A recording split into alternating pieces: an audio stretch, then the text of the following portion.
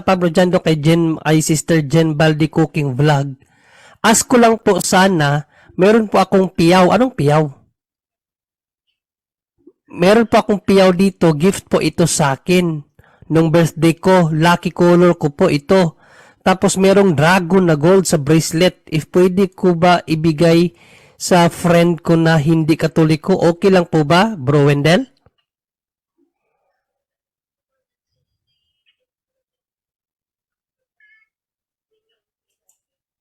Andyan ba si Bro Wendell, bro? Brother Wendell, mukhang, yes, andyan ba, bro?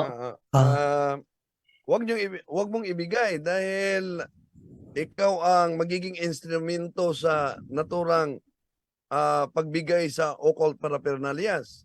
So isurrender mo na lang 'yan, no? Sa pare dahil occult 'yan, delikado. Kahit pa kung ang intensyon sa tumanggap ay pang-decoration lang, tandaan natin ang intensyon ng gumagawa pangpaswerte kahit pa namatay na yung gumagawa dahil ayon kay Father Nonet Legaspi, ang kaluluwa ay hindi mamamatay at ang tumanggap, ang intensyon ay pandekorasyon, di daw mawala ang intensyon sa gumagawa ng naturang occult paraphernalia na ito'y pampaswerte o proteksyon. So, superstitious pa rin yan.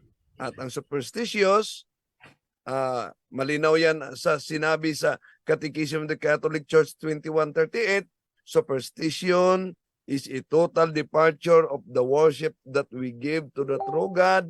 It is manifested with idolatry and various forms of divination and magic. So kung ibigay mo yan sa iba, nagiging instrumento ka sa superstition. Yun po, kapatid. Bro Wendell, parang ano no? Parang you're accessory to crime. No? Yes, kasi ikaw ang pinanggalingan nung ano, kumbaga, kahit ikaw lang nagdala, kasama ka pa rin. Ikaw ang dahilan, no? So ikaw sanhi ng pagkakasala, kumbaga. Ayan, maraming salamat Bro Wendell at Bro Angel. So,